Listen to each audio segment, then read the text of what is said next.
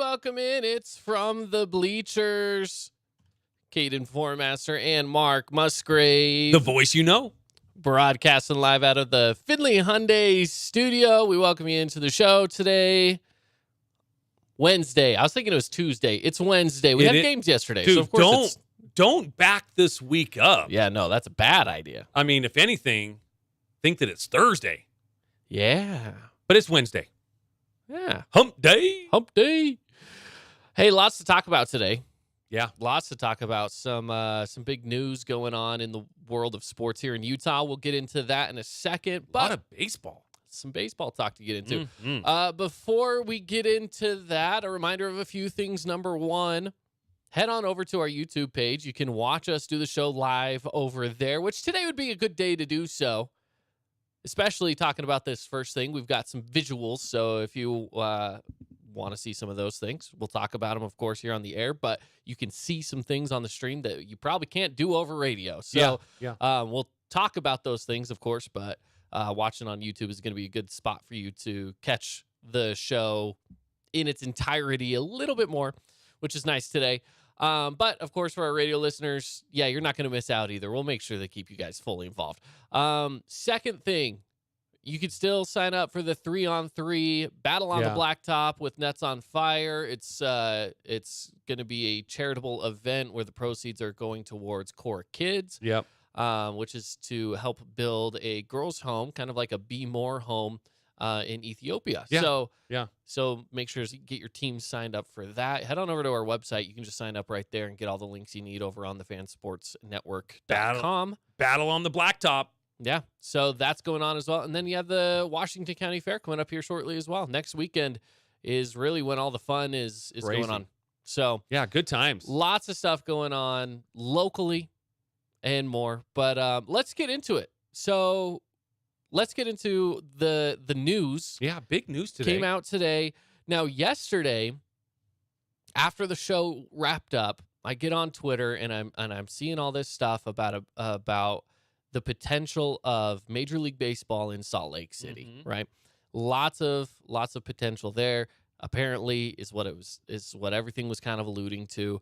And then you start to unearth a little bit more. You know, someone talks to someone and something gets leaked here and there a little bit. And you are starting to read through the cracks a little. Well, finally, they said, hey, 1 o'clock, we're going to be having a press conference. Presser. And that press conference was partnership between the Larry H. Miller Group and Rocky Mountain Power. Now, the reason you might think that's a weird grouping, and what does this have to do with baseball? Deep pockets. Here's what's going on. So basically, the Larry H. Miller Group, you know them as the previous owners of the Utah Jazz, currently owners of the Salt Lake Bees, the AAA affiliate. So they are no strangers to baseball. How does Rocky Mountain Power come into this? Well, the Power District, as they're calling it, west of I-15, kind of like smack dab between downtown and the airport. Yeah. There's 100 acres of land right there that's owned by Rocky Mountain Power. Okay. You've probably seen the power plants there if you've been to Salt Lake in the last few decades. Right? It's been there a long time. Well, they are taking that land, and their plan is to make it really its own community, right? They want to make that just an extension of downtown and really build up the west side of Salt Lake and make that a little bit more of a viable place for people to just hang out, live, shop, that kind of stuff. Part of that idea is to throw down a baseball field as well. Put a baseball stadium there and make it so that people can, so that we can maybe see an MLB team in Salt Lake. Now, the questions before the press conference was, okay, are these guys trying to bring over the A's, for example? Are they fighting for expansion? What's going on? Everything that I'm seeing, it's for expansion. And that's exactly right. So the press conference comes out and they basically are saying, yes, we have this land ready and available to build a stadium. What they're saying right now is, I'm going to tell you what they're saying, and then I'm going to tell you what I feel like they're trying to say without saying it. Okay. Does that make sense? Yeah. What they're saying is, we want to show the MLB that we are a city that is ready to host a team. Right? We have a spot for them ready to go. We have the investors ready to go. We have the management in place to run a team. We have the fans here. We have the community. We have everything that the MLB would ever want for an expansion team to just be able to come in and immediately have success.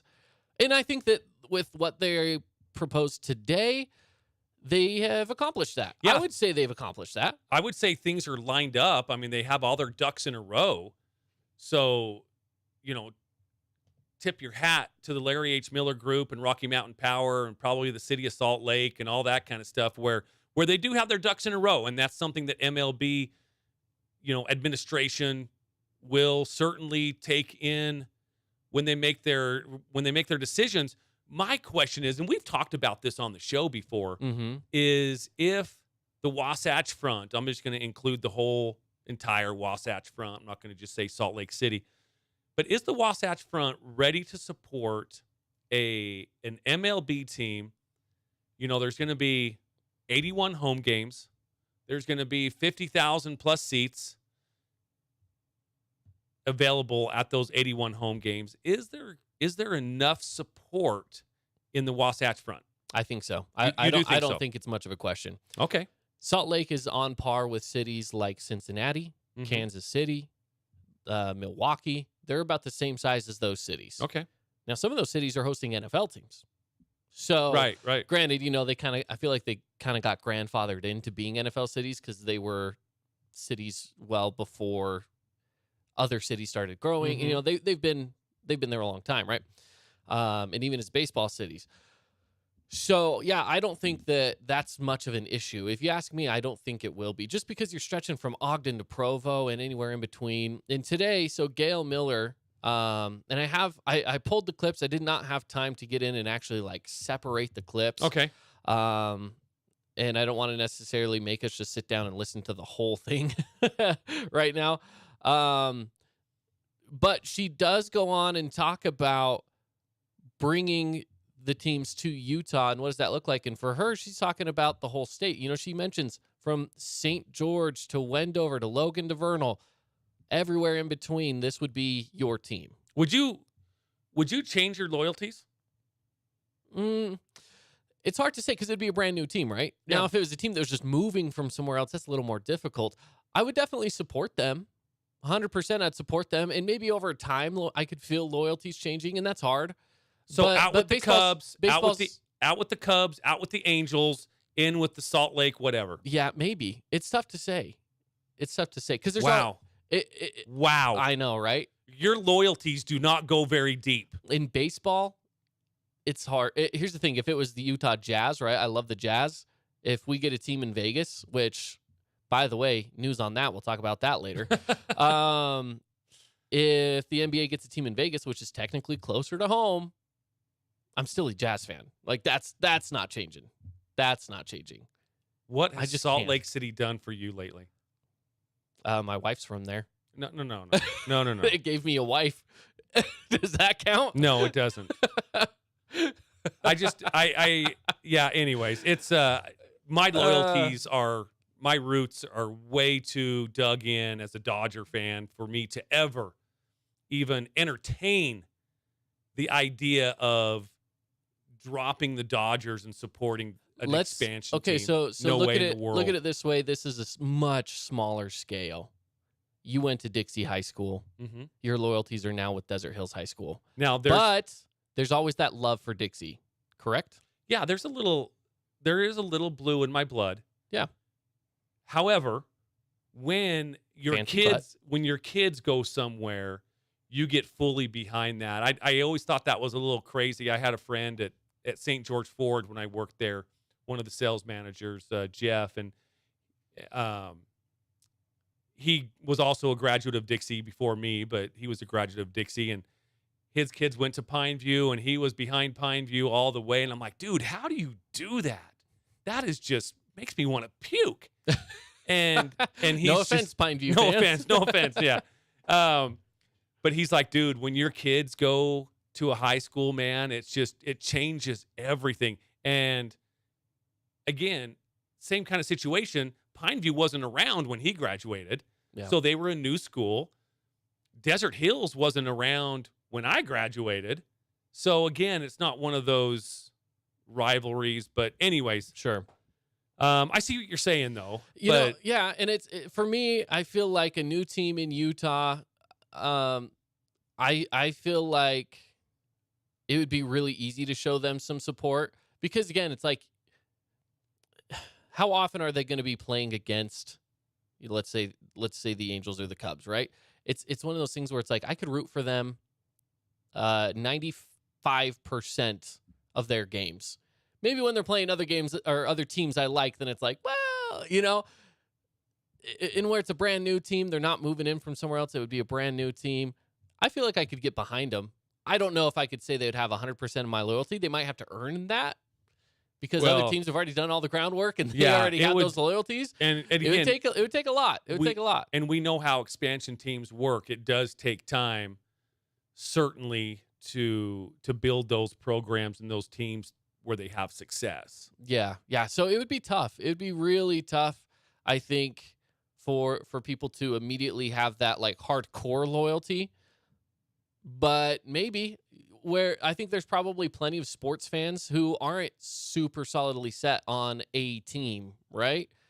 Just because we don't have a team close by. You might be like, I really enjoy watching this team. I really enjoy watching this team. But let's say you're a diehard fan of the Braves. Yeah. There's a lot of those. Because there's a lot of them around here because TBS was readily available in the 90s. Absolutely. Yep. Okay, so now if there's a team in Utah, are you still going to be a diehard Braves fan? Probably. But would you go to Salt Lake and catch a Salt Lake against Seattle game and cheer for Salt Lake? Yeah, you probably would do that too. I would say the 40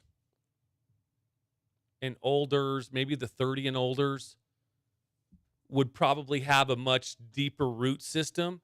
Now, where the expansion team would really like to work on is obviously the kids. Yeah. Build that fan base up from the schools on down. Yeah. Because again, if you're and here's the deal. If you can change your loyalties like that, you're not much of a fan. And I will tell you that. You're not much of a fan if you can just change your loyalties of your teams that quickly.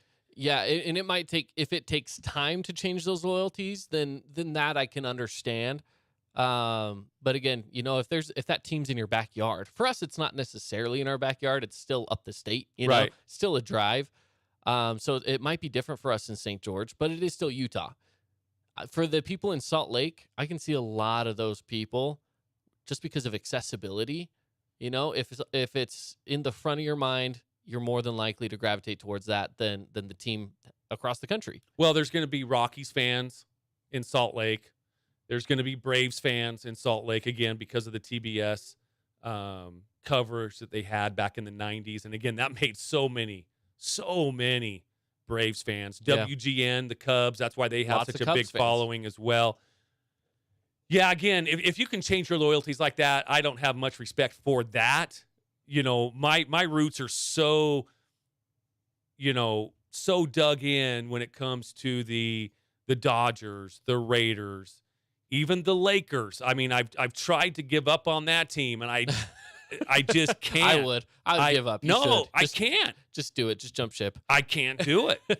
Well, and that's how I am with like the Cubs, for example, right? They have a lot of down years, and it's a team that out of sight, out of mind, if I'm not currently watching baseball, but there's always just something that pulls me back in all the time.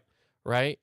And even if there's a new team in Salt Lake, I guarantee I'll be 90 years old, and maybe the team in Salt Lake at that point has been around for decades, and there's still going to be a part of me that's like, but the Cubs, those guys exist. So here are some of the other cities that are kind of in competition for this. Yes. You've got Nashville. Yeah. I could see Nashville. Now, remember, if there's one team that expands, you're going to have to at least have two teams. Right. And I know what you're getting at. I have an answer for you. So just keep on going. Okay. So you got Nashville, Mm-hmm. Charlotte, Yep. Salt Lake City, Of course. Portland, Mm-hmm. Las Vegas. I take them out of the expansion hunt, though, because I truly believe it's going to be a relocation from the A's. Again, I have an answer for you. So just, yep. So which city Wow. Which city? Careful there. Which city should get the expansion? Okay, here's my answer. Yeah. I'm dying to tell you this answer. I'm glad that you have something prepared. Here's my idea. I tweeted this out. Okay. I'm well ahead of you on this. And I didn't see your tweet. Yeah. This is a legit question. Here's my idea. Number one, get the A's as far away from Oakland as possible. Okay, maybe not. Send them to Las Vegas. Far enough. So Las Vegas gets a team. They get the Oakland A's. Tampa is not treating the Rays very well. They want a new stadium. They won't build them a new stadium. Their stadium is garbage. Get the Rays out of Tampa. Put them in Charlotte. Okay. Now you have Portland, Salt Lake, and Nashville left. Portland right now is under a lot of political distress. They don't need to throw trying to establish a baseball team on top of that right now. And Dame Lillard, get the hell out of there, man. Yeah. So in my mind, Sheesh. That now leaves you two cities, Salt Lake and Nashville. Yeah. One team could be an American League, one could be a National League. As a matter of fact, here's what I have prepared. This is why you need to watch on YouTube. I already took the liberties of showing everybody what it would look like if these teams went to, or if the MLB went to 32 teams, added 2 more teams. So if you take a look on the screen right now, this is the American League. This is what it would look like. Mm-hmm. Your AL North, okay? We're looking very much like the NFL at this point. You could have North, South, East, West in the American League and then the National League. The American League, starting there, you have the Twins, the Guardians, White Sox, Tigers in the North. In the East, you have the Yankees, Red Sox, Orioles, Blue Jays. Okay? The South is a little mix of a few divisions here with the 2 Texas teams, Rangers and Astros. You have the Rays, and you have the Royals. That could make up the AL South. The AL West, now you have the Angels, the A's, which are still in Oakland, could be Las Vegas, the Mariners, and that future Salt Lake team. And if it does end up being Las Vegas, the geographics still work. It works very well. Yeah, it works very well. And I took all of this into account, okay? And even still, the Rays going to Carolina works still very well for the South. They're still in the South. It would work just fine. Yep. Okay, so that's what the American League looks like. Let's look at the National League. National League, you have Cubs, Cardinals, Rockies, and Brewers in the North. A little bit of a switch there. You still get the Cubs, Cardinals in the same division, by the way. I wanted to make sure you have to keep that rivalry. The biggest rivalries stay together. Yankees, Red Sox, still together. You had the Phillies, Mets, Nationals, throw in Pittsburgh into the National League East. In the West, you have your California teams, Dodgers, Giants, Padres. Keep the Diamondbacks there. Yeah. All you're really doing is just getting rid of the Rockies. Yeah. And then in the South, you have Rockies don't matter anyways. Yeah, you have the Braves. And this one kind of sucks for the Braves because you're losing some of those, like the Braves Mets. You probably have to lose that. Mm-hmm. You have the Braves. You have Miami. You have Cincinnati that you're going to pull down. And you throw in that Nashville team that we talked about. That would be your NL South. Yeah, I hate seeing that Braves-Mets rivalry get broken up.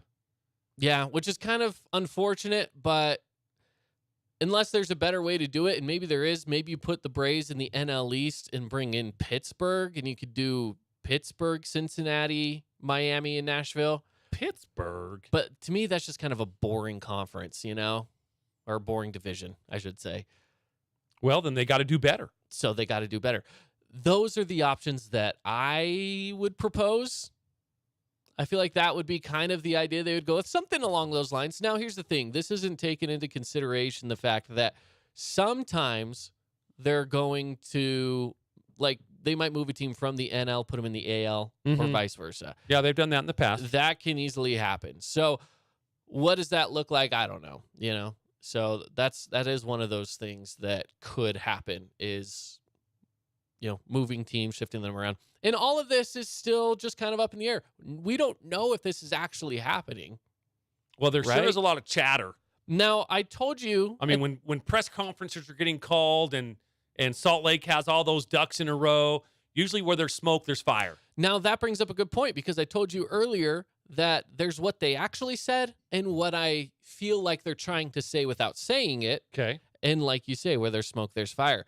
To me, this is saying, hey, we're getting an MLB expansion team. The MLB isn't announcing that yet, but we want to make Salt Lake aware because things are going to start changing soon, and we don't want you to have questions, and we don't want the rumors to fly. So they're presenting it as, we just want to be ready for if and when the MLB expands. To me, it sounds like they're going to. They're just not ready to announce that yet. I think what they want to do is get their ducks in a row with those teams that need more established homes, like the A's, like the Rays. And once that's done, then they can say, cool, that's taken care of, on to expansion. Okay. Give me some names. What is their name going to be? The Salt Lake something or others? The Utah something or others? I think it's going to be Salt Lake something. I really do. I think I'm really liking this something or others. The something or others. I'm kind of falling in love with that. I don't know what exactly it would be. I actually don't have a name in my head. Some people are saying, hey, take it back to the old Salt Lake Trapper days. Oh. The Salt Lake Trappers. Okay. But outside of that, I don't have an opinion on that right now. I really don't.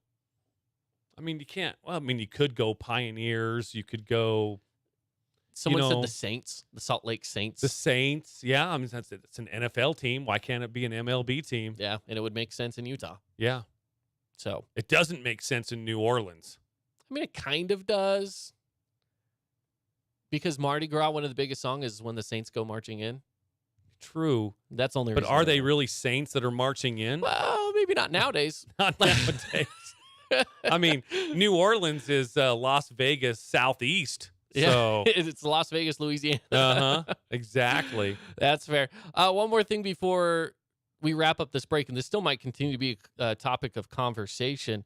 Let's take a look real quick, Mark, at what the proposed design would be of that area. Yeah, let's take a look at that. Yeah. We have that up on our screen right now. So the first picture that we have here would be kind of the aerial view of the stadium. There's a pond as well. They're trying to keep those smokestacks that exist from the Rocky Mountain Power. I think that'd be cool. As part of the Power District. So that's the first picture. The next one is kind of view from home plate. Of course, those big smokestacks in the distance, getting the Wasatch Mountains in there. And this is just obviously a let's call it what it is. Kind of a crude rendering of what it could look like. In the press conference, they talked about the person that went and did these renderings. They went to like 15 MLB ballparks and took the best things from all of them, of like, ooh, I like this, I like this, I like this, and kind of just meshed it all together into a ballpark and was like, this would be a decent idea for Salt Lake. Looks like there's a short porch out and left. Yeah. A lot of home runs. It sucks it right up in there. A lot of dingers. Yeah. The one thing I'm noticing that I don't see, bullpens. Oh, but again, it's a rendering. Yeah, it's a rendering. And then the last one, just a different aerial view of it. So it's funny that you say that though. San Francisco, where the Giants play, it's been named a ton of different, parks. I think it's Oracle Park now. Yeah. When they built that, they forgot bullpens. So where are the bullpens there? I've never noticed. They've actually just put them on the sides. They're in the field area. Yeah. It's kind of what you have to do when you forget bullpens. Yeah, they had built the stadium and forgot about bullpens, so they had to add them to the sides where the right field and left field lines are. That's really unfortunate. I've never noticed that. Yeah, I don't watch a lot of Giants games. Anytime I can make fun of San Francisco, I try to, and that's one of them. I was like, how do you forget bullpens? Even Caden remembered bullpens. Even I remember exactly. bullpens. How do you forget about bullpens? Yeah. The point is with all this, though, it is really exciting news. MLB maybe in Utah. I mean, I think it would be really cool. And I think that the option is fully there. And like you say, there's so many cities that I feel like could be deserving of teams. But there's a few places right now that are having a hard time holding on to their teams. That's true. So just make some of those movements. You can still expand 2 more teams, and I think everyone could be happy. I think there's options. I like the Salt Lake Nashville Yeah. expansion. I think it'd be perfect. And Salt Lake and Nashville are very similar markets size-wise. Yeah. And in Tennessee, from college baseball, Yeah. Tennessee is a big baseball hub. it is. And Yeah, I think this could be a really good fit Yeah, in and Salt Lake. if the A's can move to Las Vegas, I think that would be a bonus. Yeah. And I mean, we'd Could you we'd have imagine- a lot of baseball choices. Could you imagine being within 4 hours of 2 MLB teams? Yeah, for sure. We have not had that ever. I mean, 3 if you just stretch it out. Actually, 4 if you stretch it out like 6 hours. Yeah, if you go If you 6 hours, you can get to 4 Get teams. Dodger Stadium and In Anaheim. Yep. So that's pretty amazing, and almost Arizona. But here's the thing, and so Governor Cox was a part of this media Mhm. thing that they were putting together, and he talks about not opening day, but the second day of opening day, he was in San Diego for something. So one of the things he does when he travels is goes to a baseball game. I think a lot of us do that. I would love to do it and have the taxpayers pay for it. That's for sure. That would be nice. That would and be I don't know if dang it was nice. the family vacation. Of course, it was the Probably not. taxpayers. I will chip in. I'll chip in. Yeah, I don't have a but problem. anyway, so he's in San Diego, and so him and his family, they're like, let's go to a game. So he goes to Yeah. a game, and he said it was hard not to smile from ear to ear because he knew that this announcement was coming, and Right. and just sitting there and kind of looking at everything and how the city all comes together, and people are wearing their Padres gear out and about on the streets, and he's just like, the thought of that in Salt Lake is just intoxicating. Yeah. To think that could happen in Salt Lake, that you just let's go spend the night at the ballpark, Mhm. right? We get that a little bit at the minor league level, and I gotta admit, minor league games are still really fun. They are. Going to baseball games in general is just really fun, but having that as an option when you're traveling across the country and someone travels into Salt Lake to say, let's just go catch a game real quick. Mm-hmm. Why not, right? I think that would be really cool, and it would add a lot of life to the city. So- I love the fact I love AAA ball too, or minor league baseball. And actually the game itself and the experience is probably a little bit more fun than going to an MLB park. But there's something about going and seeing those ultra superstars play, the Aaron Judges, the Mike Trouts, the Mookie Betts, the Freddie Freemans, the Buster Posies, all those players that have played in the past and that are currently playing. There's just something about going and seeing those great players play. But I think the experience itself, I think minor league baseball is probably a little bit more fun. But again, there's just something about going to an MLB park. There is. It's awesome. And like you said, there's a reason why people will take their summer vacations driving around to every single park in America. Yeah. Because there's just something about it. You don't hear about, hey, let's go on winter break. Let's go drive around and watch basketball games everywhere. Mm-hmm. I'm sure people do it, but not to the extent that people do baseball fields and baseball parks. So I'm sure that there's still a lot more to cover with all of this. I feel like we just kind of scratched the surface of everything that's gone on today and all the different storylines that are going with it. And I'm sure more to come. Yeah. Probably sooner than later. So we'll keep our ears to the ground on all the news and information coming out about that. And if there's more to talk about, we'll talk about it. So let's take a break, though. And we'll be back with more coming up next here on From the Bleachers.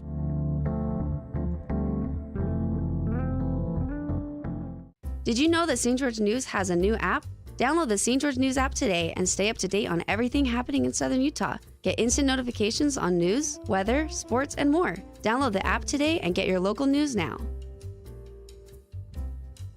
Hey, it's Sheldon Demke. Check out the latest episode of What's on the Menu, a behind-the-scenes tour of local restaurants. We'll see some of their favorite dishes and get an inside look on how these dishes are prepared. Check out this week's episode at stgeorgenews.com and click the shows on the menu tab. As a local business owner, it's important to get the word out about your business. More people equals more revenue for you. Get your business in front of over 160,000 people in Southern Utah each week with St. George News. Contact St. George News today. Media is everywhere. It's a part of our daily life, our routine, not just for entertainment, but to stay informed. Local media has the biggest impact on your daily life. It's what's around you, what matters. And at Canyon Media, our goal is to deliver the very best in local entertainment, news, and media. From our award-winning radio stations like 99.9 Coney Country to Southern Utah's #1 source for local news, St. George News, we believe in delivering free, fast, and accurate local news, entertainment, and information to all of Southern Utah through our entertaining on-air personalities and music, compelling local shows, and community events like the City of St. George 4th of July celebration and charitable events like Coney Corns for Kids. From our entire team of dedicated designers, videographers, salespeople, digital marketers, writers, and on-air talent, thank you for letting us be a part of your daily life. Canyon Media, here for you.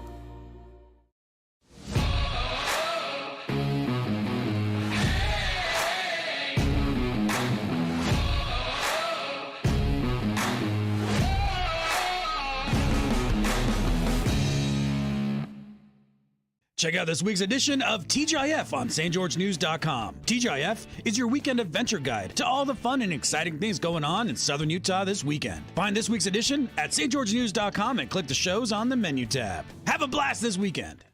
Hey, it's Caden Formaster. And Mark Musgrave, the voice you know with the Fan Sports Network. Check out our local sports radio show From the Bleachers live every weekday from 4 to 6 p.m. Listen to us on the radio on 99.5 or 95.3 FM. You can also listen through the Fan Sports Network app or watch the show live on the Fan Sports Network YouTube page. The Fan Sports Network is your home of Utah Tech Trailblazers, high school sports, and the pros. The Fan Sports Network, Southern Utah's home for local sports.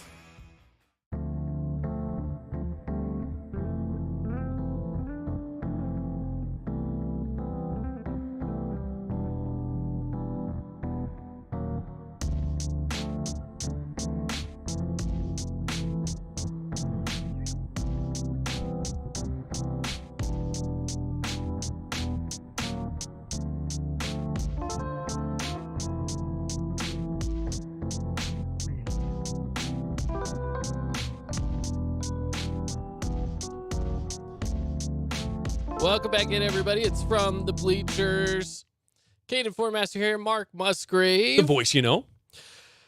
Broadcasting live from the Findlay Hyundai studio. We've spent the first part, we're half hour into the show, talking about the announcement today that the Larry H. Miller Group and Rocky Mountain Power and more, plenty of names involved in this I don't even know what you want to call it. This group that they've gotten together to try to bring the MLB to Utah and Salt Lake. They're calling it Big League Utah, by the way. You can follow them on social media at Big League Utah. You can go to bigleagueutah.com and get a bunch of information on all of this this stuff with bringing MLB to Utah. What makes this legit, too, especially in the eyes of the MLB? This is exciting news, first of all, so we should be talking about it quite a bit. But also that the Larry H. Miller Group is involved in this. They have been an NBA owner for 30 years or so, plus 40. So they are a Probably legit pro team ownership. And again, it just looks like they have their ducks in a row and they're ready to go. And that brings, that stableness. It's not going to be an investment group that's fly by night or anything like that. Larry H. Miller, again, had the Utah Jazz for 30 plus years. Yeah. There's very few, if any, I don't even know if I've really seen any. No one online on social media with all of this. Nobody's really online being like, bummer. Like people want this. And I feel like it's something that people didn't know they wanted because people maybe just thought, I don't even know if this is possible. Right. And again, for me, we talked a little bit about fan loyalty, and I would certainly always be a Dodger fan first. Sure. But my goodness, would that be a great place to go watch a Dodger game? Absolutely. When they're in Salt Lake City, that would be an easy trek for us to take. Well, think about, too, it's another high elevation ballpark. Yeah. And how many times do people talk about playing at Coors Field in Denver, of being like, man, that field, it plays different. Because of the elevation. Salt Lake's not as high of an elevation, but still it is elevation. Yeah, and just the fact that baseball's getting more coverage and more, it's just getting more coverage, I think benefits me because I'm a big baseball fan. Yeah, yeah. And I feel like right now there's a little bit of call it a baseball renaissance, if you will, where a lot of people are getting really involved with baseball again. Part of it has to do with, this year the rule changes. I think those people rule are really changes help. exciting. Yeah, it's really I do exciting. too. You have talent like Shohei Ohtani that brings a lot of eyes to the game, as well as others. There's Aaron plenty. Judge, Ronald Yeah. Acuna Jr. with the Braves. I mean, there's exciting talent all over. I mean, the Padres have a couple of them. Yeah, the Padres have a lot of talent. I mean, so it's just a lot of fun. How fun would that be? Think about this, because we have one team in Utah, right, with the NBA, and how exciting is it when let's just say it, when LeBron comes to town, right, or when Giannis is here, when Steph is here, when KD's here, when all of these big names, when they come into town, it's like, hey, this is fun. Well, how exciting would it be to have Aaron Judge in town, to have Manny Machado and Juan Soto and some of these names? That's fun. Yeah, that's it exciting. It is. And I just feel like having that as an option for people in Utah, because we do have to go far out of state. We have to go, in some cases, multiple states away, or at least it feels like it. Arizona might be right across the border, but to actually get to Phoenix to watch a game is not a short, easy drive. You're 7+ hours to Denver. I think you're 10 hours, if I remember right. Mm-hmm. LA would be probably 5 or so. Anaheim would be 6 or so. So, yeah, absolutely. It would be very exciting to get an MLB park just up I-15. Yeah. I think what that does 4.5 hour drive. 4 to 4.5 hour drive. Think of what it does for the people living in eastern Nevada, southern Idaho, right? I mean, those people are now closer to a stadium. Yeah. As well. Well, and looking at the proposed plans on where they're planning on doing it too, that would be a really good to revitalize that as well. Because right now it's just kind of, it is industry. Yeah, it's just industry. And they're trying to make it not industry. Exactly. So bring that in. I mean, that would be so cool. Driving along I-15, you got Salt Lake on the right side. You got this MLB ballpark on the left side. That would be a pretty cool sight to see. Sweet. Yes. And it's where they want to put it, right on North Temple. So, I mean, North Temple, you can easily hop on that, and next thing you know, you're downtown. Mm-hmm. I mean, there's a track station. There's a couple track stations right there. So if you're taking public transportation, easy in and out from the ballpark. That's awesome. You're right next to the airport. You're just across the 215. The 215 to the airport's right there. You're right next to I-80 and I-15. Getting in and out of that area, should be good. Super easy. And it would also, too, those baseball fans that were a little upset about the Bees, moving their location as well. Yeah. Yeah. This would be bigger and better. Which that now makes a little more sense, too. Yeah. Because I was wondering why they wanted to move them out. I'm like, that doesn't make sense to me, because baseball downtown just feels right, right? And now I'm like, did they move them out to Daybreak so that maybe they had it already in plan? Yeah, for sure. They have to compete with themselves? Absolutely. Like, that makes a little more sense now when you look at it that way, but I don't know. Yeah. I wanted to talk about something, changing gears just a little bit, because this has been picked up by national media. And with that, of course, comes people talking about expansions and moving and all this different stuff. And there is a lot of talk about, okay, so what about Vegas getting a basketball team, right? So one of the guys that I follow from Las Vegas with the Las Vegas Review-Journal, his name's Vincent Bonsignor. You probably know him more for covering the Raiders. Yep, he does a great job. But somebody now has been saying, man, Las Vegas just needs an NBA team. And today he tweeted out, sooner than you think, with a bunch of eyeballs. Oh, He's really? a very connected media person. So now I'm sitting there like, Vinny, what is that supposed to mean? So somebody said Seattle Supersonics first, and he said simultaneously. Yeah. Why not get both? Anyways, so I'm like, I don't want to read into this too much, but what does he know? Right. Is Vegas getting an NBA team sooner than we think? Are there going to be some announcements in the offseason? They already have a spot for it. It wouldn't actually take all that much effort to throw an NBA team in there. No, it They're not wouldn't. building an arena. No. They just need to do branding. Mm-hmm. They could announce something next year and say, hey, over the next season, we're going to be hiring general managers and coaches and staff and doing all the design work. PA announcer. Yeah, PA announcer. Just kidding. Mr. Musgrave.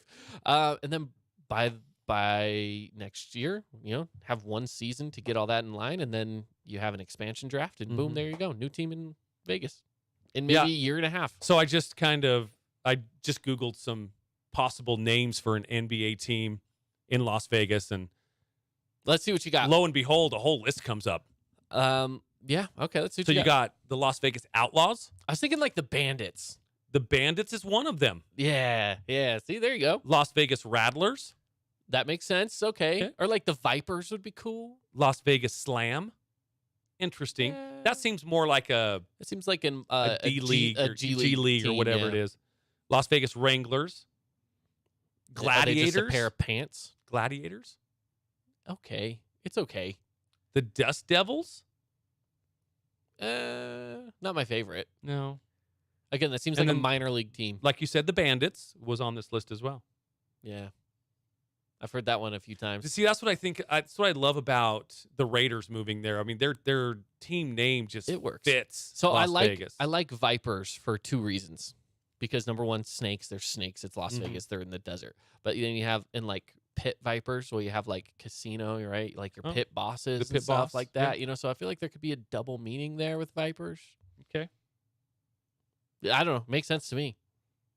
We'll see what they end up going with, though. Yeah. I kind of like Rattlers. Yeah, and I feel like that's one of those that is inevitable. Hmm. NBA in Las Vegas to me feels inevitable. And at this point now, MLB in Utah feels inevitable. Las Vegas Mob. There you go. That could work. It's so fun that Las Vegas got rid of that stigma of you can't have professional sports there because of the gambling. It's been so much fun that is like not even a question It's just anymore. out the thing is, though, is You people, got the Knights, the Raiders, Yeah. and now we're talking, the WNBA's there. Now we're talking about MLB and NBA going there. I mean, that's It's gonna be exciting. it's going to be, before we know it, it's going to be, I mean, right now it's already a multiple team city. Yeah. But it's going to have every major sport there before we know it. Mm-hmm. Right now, they don't have a soccer team. They don't have an NBA team. They don't have a baseball team. They have WNBA, they have NHL, they have football. They don't need soccer. Yeah, probably not. Who watches that live? Who watches that at all? No, I'm just kidding. Exactly. No, There's some exactly. listeners out there saying, hey. You can send your mean text if you want. I enjoy going to soccer games. I don't love watching it on TV. That's not my Oh. favorite sport to watch on TV. I don't at all. like watching it live or I'd watch on it live. TV. I like watching it live. It's fine. Mm. Yeah, it's all right. Can't watch it on TV, though. I can't do it. But some people could say But the same about they baseball. do. And I was just going to say that. Some people say that about baseball too, and I think they're crazy. Or they say it But- about hockey. I love watching hockey. I've heard hockey live is the best sport to watch live. It's I've never really done fun. it. We need to hook up with Devin and get some, possibly some Golden Knights tickets because I would like to experience that.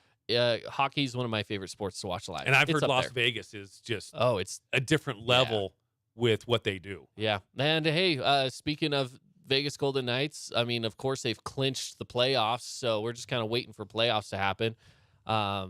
And we'll give some updates on that as we go through the playoffs. But NBA playoffs as well.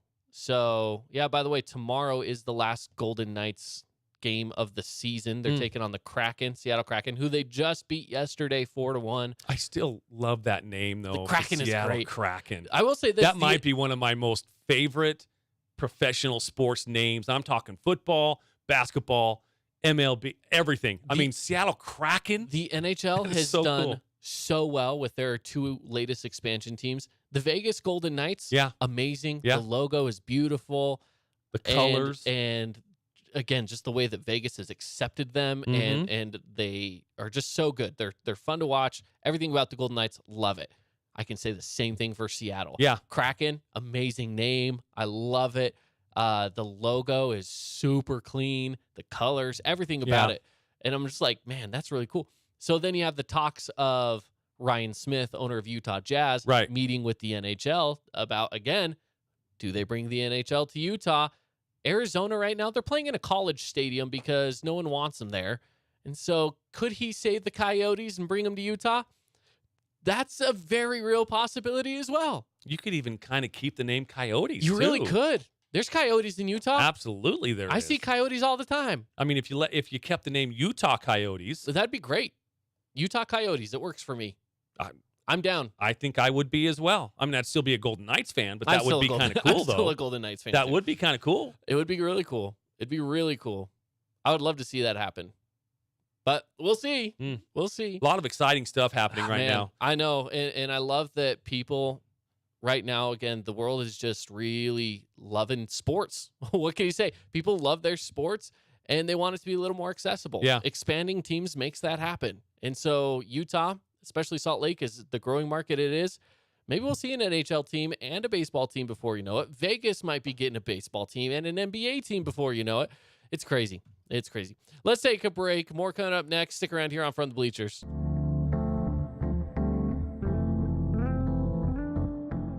Did you know that St. George News has a new app? Download the St. George News app today and stay up to date on everything happening in Southern Utah. Get instant notifications on news, weather, sports, and more. Download the app today and get your local news now. Hey, it's Sheldon Demke. Check out the latest episode of What's on the Menu, a behind-the-scenes tour of local restaurants. We'll see some of their favorite dishes and get an inside look on how these dishes are prepared. Check out this week's episode at stgeorgenews.com and click the shows on the menu tab. As a local business owner, it's important to get the word out about your business. More people equals more revenue for you. Get your business in front of over 160,000 people in southern Utah each week with St. George News. Contact St. George News today. Media is everywhere. It's a part of our daily life, our routine, not just for entertainment, but to stay informed. Local media has the biggest impact on your daily life. It's what's around you, what matters. And at Canyon Media, our goal is to deliver the very best in local entertainment, news, and media. From our award-winning radio stations like 99.9 Coney Country to Southern Utah's #1 source for local news, St. George News, we believe in delivering free, fast, and accurate local news, entertainment, and information to all of Southern Utah through our entertaining on-air personalities and music, compelling local shows, and community events like the City of St. George 4th of July celebration and charitable events like Coney Coins for Kids. From our entire team of dedicated designers, videographers, salespeople, digital marketers, writers, and on-air talent, thank you for letting us be a part of your daily life. Canyon Media, here for you.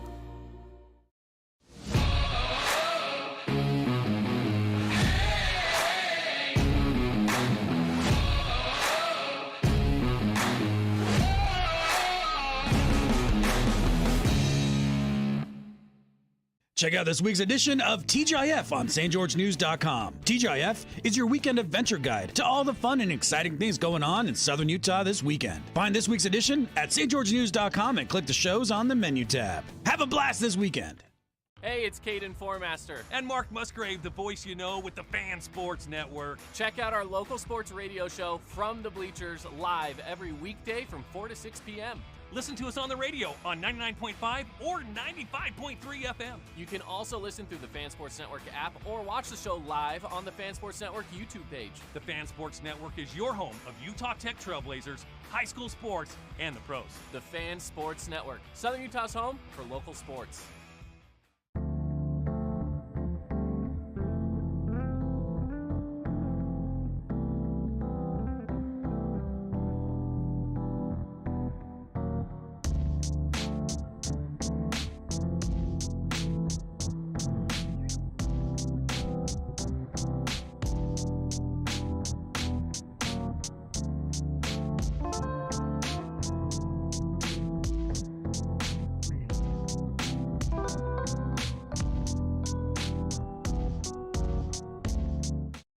Welcome back in, everybody. It's From the Bleachers. Caden Formaster and Mark Musgrave. The voice you know. Welcome you back in here to the Findlay Hyundai studio, wrapping up the first hour. And fun first hour. It's been lots to talk about today. lots of just conversation. Yeah. Because so many possibilities right now going on in the world of sports. There's just a lot of exciting things happening. And man, we haven't even touched Region 10 sports. I know. We need to get into that a little bit, right? Because there were there were 4 baseball games yesterday. There were 3 softball games yesterday. There were some soccer games yesterday. And we haven't even talked about them yet. Should we now? Let's do it. Let's get into it. Region 10 baseball. Let's start with the non-region games. Desert Hills heads out of town and does really quite well.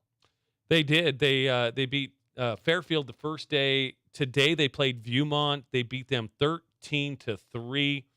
Kyler Terry, he had a multi-hit game, went 2 for 3. Hagan Reed has been really swinging at the sophomore from Desert Hills. He went 3 for 3 with 4 RBIs.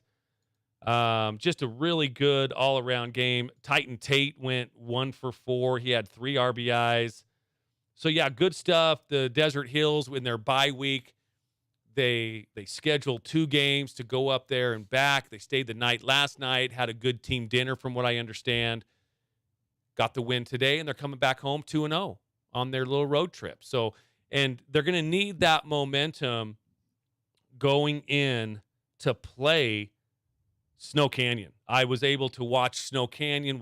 Devin Dixon and I called that game last night with our Boulevard Home game of the week. And wow, talk about a hitting display. Yeah, that's true. By the Warriors. It was insane. I mean, you had home runs by Cruz Sechrist, Loveland, Smith. Or no, those were doubles. I apologize. Ryder Harrison hit 2 dingers. Sam Lindsay hit 1. Tank Kelly hit 1. And I'll tell you what, those were back-to-back. 2 totally different home runs. Sam Lindsay hits this moonshot. I mean, just goes so high in the air. Just a moonshot. And Tank Kelly hit one that got out of the park so quickly. It was a line drive. I thought for sure it was going to hit the wall out in center field, but it was like a 5-iron. When you hit your 5-iron in golf and you just flush it, and it just continues to drive up, and that's exactly what that ball did. It was just insane. Just a constant rising line drive. Those are fun to watch. It was really a great performance. Like I said, Sechrist went 2 for 2. Harrison went 3 for 3. Sam Lindsay went 2 for 3. Tank Kelly went 2 for 2. I mean, it was just Loveland went 2 for 3. It was a hitting display by the Warriors. And when we were wrapping up our Johnson Pediatrics postgame show, Devin asked, "Hey," he goes, "do you have any thoughts?" And I was like, well, as a dad to a pitcher here in Region 10, Landon and I are going to have some long talks this weekend about how important it is to change speed, change eye level, hit your spots. Because if you make a mistake, this Warrior team, they're going to make you pay. Oh, it was Yeah. impressive. It was impressive. Yeah, they definitely will eat you up. And again, it was against one of the bottom 3 teams of the region, against Cedar. They're having a very difficult time. A lot of sophomores on this team. Devin and I talked about how young the Cedar team is. Yeah. And I think in next year and 2025, I think that Cedar program is going to be back in contention for the region championship. This year they're going through some growing pains, though. No question about it. And you can see the youth mistakes that they make, but those are all correctable. I really, truly believe that Cedar will have their program back, and it's going to be strong. They have a lot of talented sophomores as well. They do. But right now it's Snow Canyon time. Yeah, sometimes you have to go through some growing pains, right? And that's part of it right now for this Cedar crew. It doesn't help that they haven't been able to get on their field until this last week. Yeah, I was talking to some parents, some Cedar parents on the way out of the field yesterday out at Snow Canyon, and I had mentioned that. It's like, hey, have you guys been able to get on your field? And they said they had their first practice just this week, and they get to host their first game again, this Friday against the Warriors, 3:00 start up there on Friday. But yeah, they haven't really had infield practice, hitting fly balls to the outfielders while they're out in the outfield. I mean, those are things that they just haven't been able to work on. So I would imagine throughout the year they should get a little better just because they can fully practice. But again, a lot of sophomores. They're a young team. Their program will be, I think, doing pretty well in a year or two. I think so. I think that they have a lot of upside right now. And again, it's a new coach. It's everything's kind of new, younger players. They'll get there. They have some good athletic seniors that are going to be leaving them, but the core that's there is a lot of younger underclassmen, so they'll move up. As you mentioned, though, Snow Canyon on top of it right now. They look really good. And before yesterday, they were going in as the third-place team in the region. So those top three teams are just really, really good teams. Yeah, they are. Crimson, Dixie, Snow Canyon, all of them are playing really great. So we got to get out of here to another break. Yeah. And we'll be back with more at the top of the hour. Stick around with us here on From the Bleachers.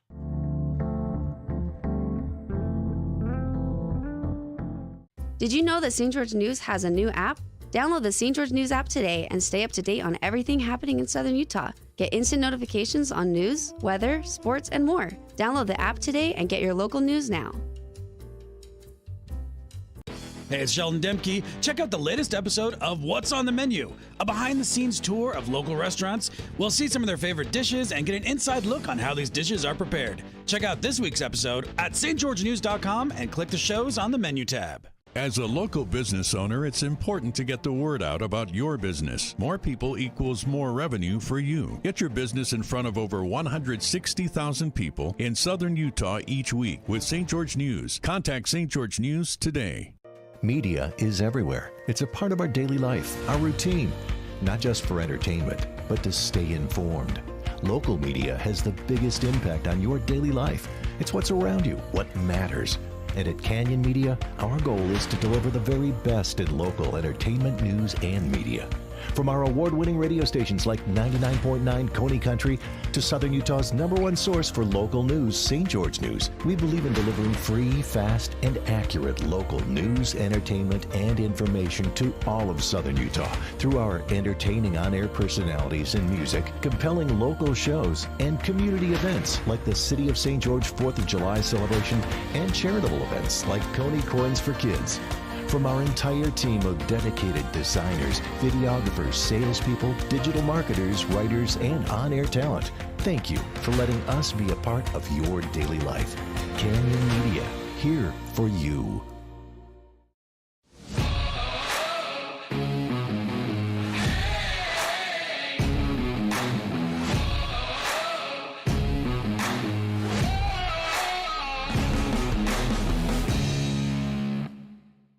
Check out this week's edition of TGIF on stgeorgenews.com. TGIF is your weekend adventure guide to all the fun and exciting things going on in Southern Utah this weekend. Find this week's edition at stgeorgenews.com and click the shows on the menu tab. Have a blast this weekend.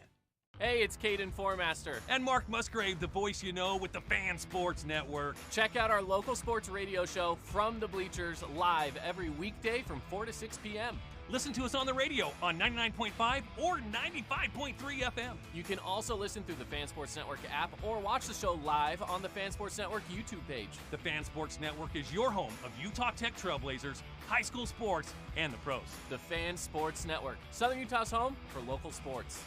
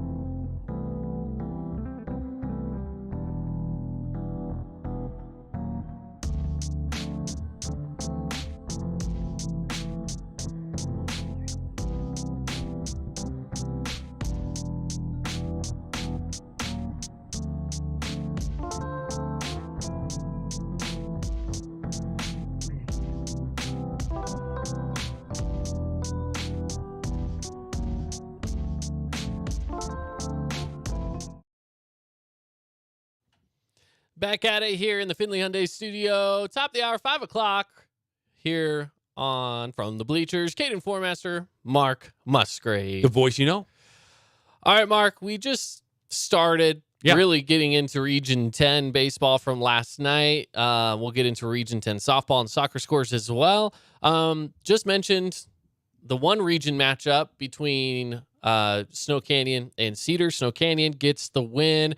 Like you mentioned, just an absolute hitting fest. It really was. Warriors. Again, our Boulevard home game of the week, and just kind of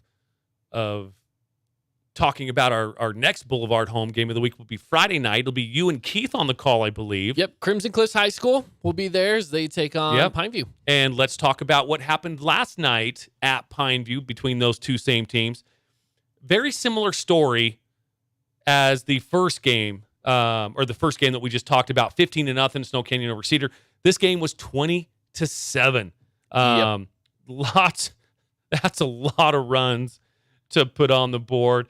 A couple of dingers by the Mustangs. Petey Soto Jr. with a shot, and Parker Andrus also with a shot. And they had several players with multi-hit games. Jager Baldwin, 2 for 3. Ty West, 2 for 4. Ty Maynard, 2 for 2. Brexton Starley, 2 for 5. The before mentioned Petey Soto Jr., 2 for 2. Wright, 3 for 4. It just goes on and on with how many multi-hits some of these players had. Yeah. Up and down the lineup of Crimson Cliffs. Looking at the Pineview lineup, and they had some multi-hit players too. Shakespeare went 2 for 3. Schroeder went 2 for 3. Archibald went 2 for 2. So they've got some hitters over there at Pineview as well. And Friday night they're going to have Schroeder on the mound going up against Sampson. That's for Crimson Cliffs. Good pitching. I think you and Keith are in store for a very good pitching matchup between those two teams. Yeah, I think so as well. I'm really excited for this one. I don't see that one being 20-7. I just don't. I don't know if I see it being 20-7. I think Pineview's still going to have a tough time. Oh, me too. Because this Crimson team is so well-rounded and they can find ways to get on base. And it's going to be tough. But Pineview is, again, this is one of those games where it was I think Crimson had actually bumped down to the number 2 team. Mm-hmm. Number 2 team against the number 5 team, right? So, Pineview's trying to push their way into, there's kind of that, you have your top 3, which are really good. You kind of have Desert Hills sitting solidly right in the middle. And then Pineview's looking to inch closer towards Desert Hills. So, it's tough, though. It's really tough, especially when you're facing off against one of those top 3 teams, but maybe they can sneak out something this Friday. I guess we'll see. You'll have to watch here with us on the Fan Sports Network. I think it'll be a good one. We'll go over the standings here in just a few minutes, but let's talk about the Dixie Flyers and the Hurricane Tigers first. Dixie gets away with a 7-0 win. Now, this game was close, really, for quite a while. In the 4th inning, Dixie finally scored the first 2 runs of this game, going up 2-0. They scored 3 more in the 5th and 2 more in the 6th. But, man, I'll tell you what, for 3 innings with a 0-0 score, that's a good baseball game. Yeah, and especially when you look at this, Dixie is a team that can go out and get 15 hits a game pretty easily. Hurricane held them to 9. Yeah, they did. That's actually really not that bad. I mean, if I'm the Tigers, you take that as a win in itself because Dixie is a team that can swing the bat. Two of the Flyers had 6 of those 9 hits as well. So, and let me guess, you have Boston Vest. Boston Vest went Blake 3 for 4, Watson. and Blake Watson went 3 for 4. Yep. So those are the only multi-hit players for the Flyers. Kaysen Bell pitched another gem. He went 6 innings, allowed 2 hits, obviously 0 runs, 2 walks, and 8 strikeouts. That's a great stat line. The Flyer ace. Very good pitching performance by Kaysen Bell. Robinson was on the mound for the Tigers, went 4.2 innings. He did give up 7 hits and 5 runs, but I'll tell you what, through those first 3 or 4 innings, he was really dealing pretty good for the Tigers. So, anyways, that was a game last night that Devin and I were kind of keeping our eye on because it was close, and the other 2 games were pretty much over after the first, or certainly after the second inning. Yeah, so it was a tough night last night. And again, it's just one of those, you were just talking about those matchups. Right now, Dixie is the only undefeated team in the region. They're sitting at 5-0. Snow Canyon and Crimson Cliffs are 6-1 in the region. Like you had mentioned, Desert Hills right in the middle, pretty solid 4-2 in the region. Pineview's 0-5, Hurricane 0-5, and Cedar 0-7. Again, just really struggling. Those 3 teams just really struggling on getting their first wins. But you know what? They're going to play each other very, very soon. So some of those teams will start getting their wins for sure. Yeah, that's right. That's right. Let's go on over to softball for a little bit here, shall we? Yeah, absolutely. So again, same matchups as the baseball guys, but different outcomes for sure. So let's get started. I have right now pulled up Dixie and Hurricane. Okay. This is one of those that was a different outcome. Hurricane gets the win 14-3. They got a good softball team They over really there. Pretty good. do. I mean, they're competitive. Yeah, a very competitive team. They got out early. By the end of the second, it was 7-0. Mhm. Hurricane was on top. Dixie was able to get 3 runs on the board in the third, tighten things up a little bit, but then from there, Hurricane just tacks on run after run after run every single inning. It again, final score 14-3. They got 4 runs in the 6th inning to finally just put it away. But yeah, Hurricane, when you kind of look at the hits there, you had a few different people with multiple hits. Big shout outs to Faith Fuller, who had 3 hits. You had McKinley Wright, 3 hits, 1 home run as well. Right. And then 1 hit, but hey, you take the 1 home run, and 2 RBIs from Audrey Matua. So a good stat line there from a few of those Hurricane Lady Tigers. Awesome. Over at Snow Canyon, playing right behind the baseball field that we were calling last night, the Snow Canyon Lady Warriors beat the Cedar Lady Reds 16-6. There were 5 dingers in that game by the Lady Warriors. Staley, Landis, Daniel, Gates, and Beck all went yard for the Lady Warriors and played really well. Staley actually went 4 for 4, 4 runs scored, 3 RBIs. She had quite the game over there. Multi-hit players for the Lady Reds, I apologize. 2 for 3 was Ludlow. She was the only multi-hit Lady Red, and one of those was a dinger. She went yard. Yeah, walked it off in the 5th and able to grab the 10 runs in the bottom of the 5th. So, and then the last game, Crimson Cliffs and Pineview. Crimson gets the win 12-0 over Pineview. They had 1 home run from their junior Paisley Lance, getting on the board there with the 1 home run, and her only hit, but did get 2 RBIs. And Crimson Cliffs really just able to put it on and really not taking their foot off the gas the whole way through. The first 2 innings scoreless, but in the third they put 7 on the board, and then from there it was just kind of lights out. So there you have it. There's your softball scores.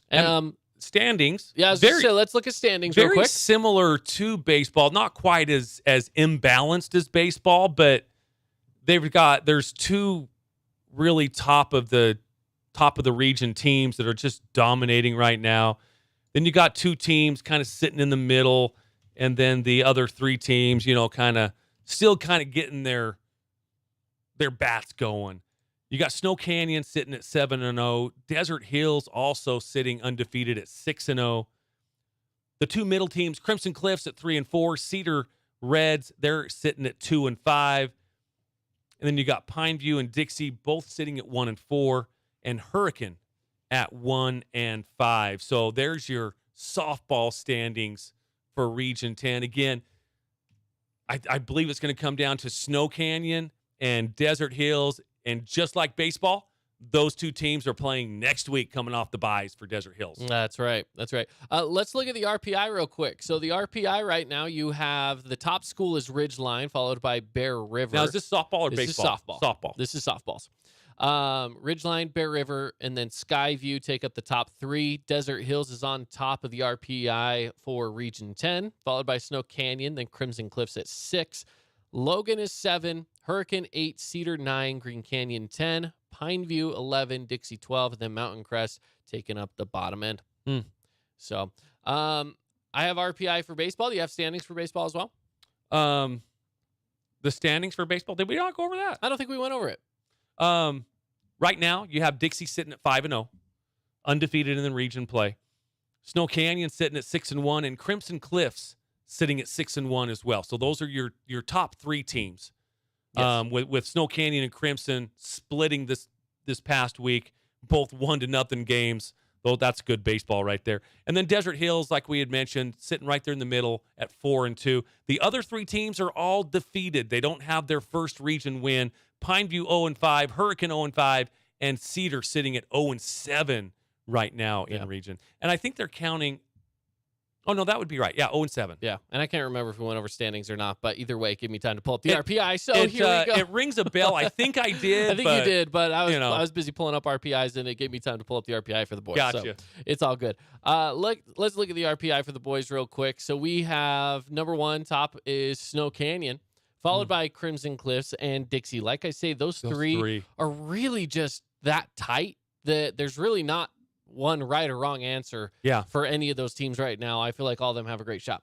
Green Canyon is 4th, followed by Desert Hills in 5th, Bear River 6th, Pineview 7th, Hurricane 8, Ridgeline 9, Mountain Crest 10, Skyview 11, Cedar 12, and then Logan taking up the tail end of it. So right now, as far as RPI goes, for baseball, they're looking really good. Yeah, I mean, 4 out of 5. Yeah, 4 out of 5 in the top 5 for Region 10. And again, just to be, to kind of set things straight a little bit, those Region 11 teams don't have as many games played as the Region 10 teams. They might have 8, 9, 10 games maybe under their belts, where most of the Region 10 teams have 17, 18, 19 games under their belt, almost double. So just Mother Nature has been that crazy this year. Yeah. I have the soccer RPI pulled up as well. Oh, yeah, let's take a listen to that. This is one of those where Layton Christian Academy is going to come into play. So they are actually top of the RPI right now. Do they not have a baseball program? They must not, huh? If they don't, it's not in 4A. So I'm going to say no, probably not. But they do have soccer. They're top of the RPI right now at number 1, followed by Desert Hills is 2, and Crimson 3. And I will say this, Desert Hills and Crimson right close to each other right now. So that's a matter of just a win and a loss could flip-flop that real easily. Ridgeline is 4, Green Canyon 5, Mountain Crest 6, Skyview 7, Snow Canyon 8, Dixie 9, Logan is at 10, Cedar is 11, Pineview 12, Bear River 13, and then Hurricane at the bottom in 14. So, yeah. It's a little rough in the world of soccer outside of Desert Hills and Crimson. Yeah. Holding up the top 3, but wow, maybe they can give Layton Christian a little bit of a run for their money. I hope so, because I don't like Crimson is really good. Obviously, Desert Hills is really good. I wouldn't be surprised to see them go in and maybe sneak away a championship. I wonder when they play each other. I don't have soccer open. Let me see if I can get that schedule. See if I can too. They play each other coming up on the 25th. Okay. They've already played each other once back at the end of March, and Crimson got that win 1-0. Okay, close. So it was close. But coming up next on Friday, Desert Hills is taking on Dixie. I can't believe that we are coming up on the middle of April right now, and in just a short 3 weeks, 3.5 weeks, since we're halfway through this week, 3.5 weeks, regular season baseball and softball will be over. It'll be done. Yep. 3.5 weeks is all it's going to be, and these teams will start preparing for the state tournament. So, it's just going by super fast, and and maybe a little faster for me than other people just because of my kid's a senior, and it does seem to fly by for whatever reason. Yeah. No, it's crazy. For some reason, spring flies by really fast. Now, I don't know about you, though, too, is like there's a part of me that's like, man, summer break can't get here fast enough, because you are at that point where you're at the tail end of the year and it feels like it's close, but just a little too far out of reach. I know those are exactly Macy's thoughts right now, being a school teacher. Yeah, Macy, I'm sure it's just so close, but yet it's so far away. She's sitting there nodding with me like, yep. But then you blink and all of a sudden the sports It'll are be over. here. Yeah. You know what I mean? Especially in the world of sports, it feels like you're all of a sudden just done. Yeah. And it always felt that way when I was doing track in high school. And I don't know, maybe it's a spring sport thing, because I think a lot of it is you start your sport and you wait for the good weather. It finally gets here and boom, it's done. But we've been saying the same thing when fall sports get over. We always talk about how fast it went. That's true. We talk about it when basketball season, starts up and some of the preseason stuff in December, but region play really gets going that first week of January. Mm-hmm. End of February, it's over. We're at the state tournament, that kind of thing. So it just goes by so fast. Everything goes by so fast. It really does. And let me just tell you something. The older you get, Caden, this is a true story. The older you get, the faster that clock ticks. I don't know how that works, but it's true. Yeah, I'm sure. Since we're on baseball a little bit, softball, that kind of stuff, just some quick updates from MLB games that have already gotten underway today. A bunch of those matinee games that have wrapped up. The Astros got a win over the Pirates, 7-0. Come on, Pirates. Mets over the Padres. I'm sure you like the sound of that. I do like the sound of that one. 5-2. You'll also like this. In that press conference today, do you know how I mentioned how Governor Cox was at a Padres game? Yeah. He said, as the Padres game, everyone was wearing their Padres gear. And he said, by the way, their uniforms and their colors are horrible. And then he moved on and went along with this thing. Brown. He's like, the colors are horrible. They are. I can't disagree with you there. I do like it when they wear their camo Camo's unis cool. on Sunday. They wear those for Military Day, down there in San Diego. Yeah, because they have that Navy. I think they have a Navy. Is it just a Navy base? I think they have a Navy base. Well, it's where Top Gun takes place. And it's just Navy. Which the real Top Gun Academy is in Nevada. I don't think there really is a Top Gun. There really is. I don't think there is. Yes, there is. I think that was all made up. No, there is a legit Top Gun Academy. I look it up at the break. I'm not even lying. I don't know. Maybe there wasn't one when the original Top Gun came out. Maybe that's what I'm thinking. Maybe. I don't know. We're going to look that up when we get done. Okay. But yes, I do love their Sunday jerseys when they wear those in honor of military. I do like those Padre uniforms. Those are pretty sweet. But anyways, back to winners and losers of the day. Yankees beat the Cleveland Guardians. Twins beat the White Sox. The Cubs, they fall to the Mariners 5-2. Cardinals get a win over the Rockies 7-4. Diamondbacks are just winning games. What is happening? The Diamondbacks win 7-3 over the Brewers. Marlins beat the Phillies 3-2, and then the Angels get a win 3-2 over the Nationals. I'm telling you, some of the teams that are projected to lose are not losing right now, and some of the teams that are projected to win aren't winning right now on a consistent basis. I mean, you look at the Phillies sitting 4-8 overall, and that's not what you would expect the Phillies to start off with, especially with those off-season moves that they made already with a solid starting lineup. Yeah. And then you add Trey Turner to it and a couple others. I mean, it's hard to believe that they're 4-8. And maybe this is a team that figures it out, and in a month or so from now, it could easily be flip-flopped. The D-backs are 8-5. And that's a team that doesn't have anybody that really is just playing really good baseball. It's crazy. Some other games going on today. Right now, there are 3 games underway. That's the A's and the Orioles. A's are on top currently 3-2 at the end of the second. Red Sox and Rays. Rays are up 3-0, top of the third. And Tigers and Blue Jays just getting underway, still scoreless. You mentioned Boston, and you want to holler out what games are tonight? Yeah, let's do it. Let's real do that. quick. Reds and Braves also going on tonight. Royals, Rangers, and then Dodgers, Giants. Come on, Dodgers. So on Netflix, they have a new documentary that came out talking about, it's called American Manhunt, the Boston Marathon Bomber, or something like that. Yeah. Highly recommended. Good to know. I kind of binge watched it lately in the last 24 hours. It's only 3 episodes, so it's not very long.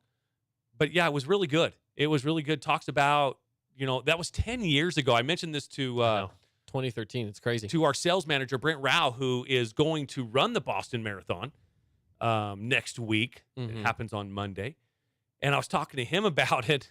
Probably shouldn't have been talking to him about it. I'm like, yeah, dude, the bombing and all this. You should watch it before you go. Yeah, watch this before you go over there. But it had some really good insights and some of the things that I didn't know about. But it was 10 years ago. Yeah, it's crazy that it was that long ago. Yeah. But yeah. Anyways, highly recommend it if you like that kind of stuff. Yeah. Coming back, I have your Top Gun answer. Oh, beautiful. Yeah, we'll get to Okay. that. Coming up after the break, stick around with us here on From the Bleachers.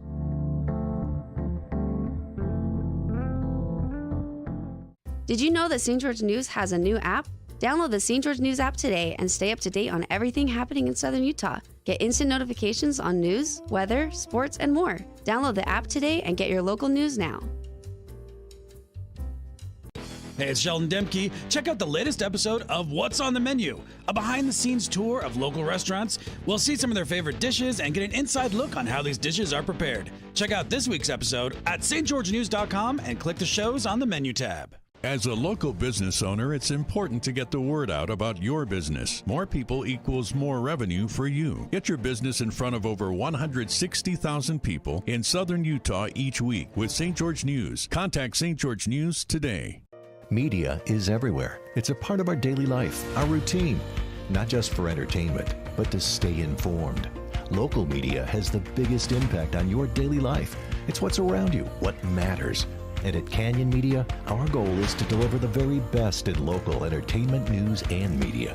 From our award-winning radio stations like 99.9 Coney Country to Southern Utah's #1 source for local news, St. George News, we believe in delivering free, fast, and accurate local news, entertainment, and information to all of Southern Utah through our entertaining on-air personalities and music, compelling local shows, and community events like the City of St. George 4th of July celebration and charitable events like Coney Coins for Kids. From our entire team of dedicated designers, videographers, salespeople, digital marketers, writers, and on-air talent, thank you for letting us be a part of your daily life. Canyon Media, here for you.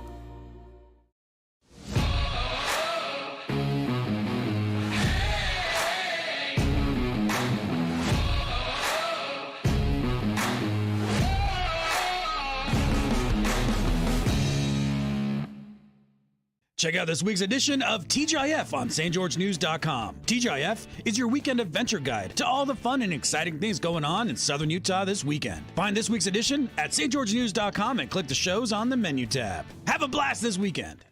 Hey, it's Caden Formaster. And Mark Musgrave, the voice you know with the Fan Sports Network. Check out our local sports radio show, From the Bleachers, live every weekday from 4 to 6 p.m. Listen to us on the radio on 99.5 or 95.3 FM. You can also listen through the Fan Sports Network app or watch the show live on the Fan Sports Network YouTube page. The Fan Sports Network is your home of Utah Tech Trailblazers, high school sports, and the pros. The Fan Sports Network, Southern Utah's home for local sports.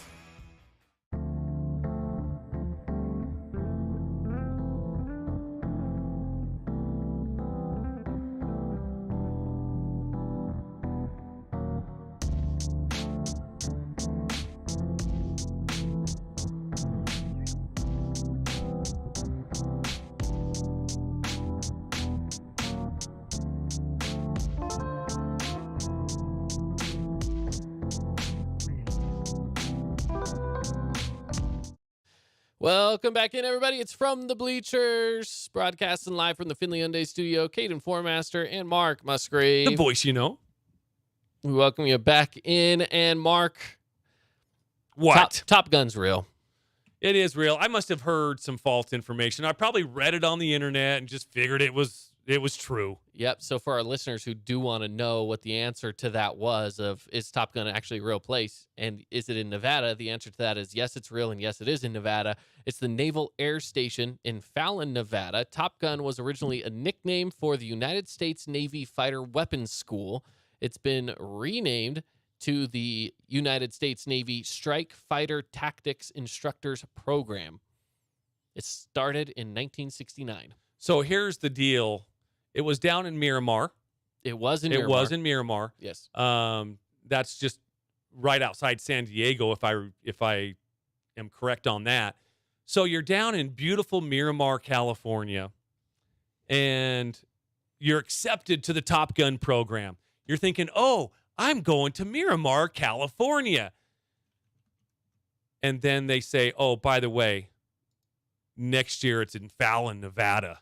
Oh, dude. Which I had to look Out up in the where, middle of nowhere. I had to look up where Fallon, Nevada is. It's fairly close to Reno. It is fairly close to nowhere. It's extremely close to nowhere. Yes. Fairly close. Yeah. It's a very small town. It's probably, I would say it's like half the size of Cedar. Yeah, I've been through it. It's not very big. I've been through it a couple of times. Going to Northern California, going to Reno, or going to Sacramento and things like that. So I've been through it a few times, and trust me, I would much rather go to Miramar, California. Wow. Population of 9,327. Mm-hmm. It is not big. Nope.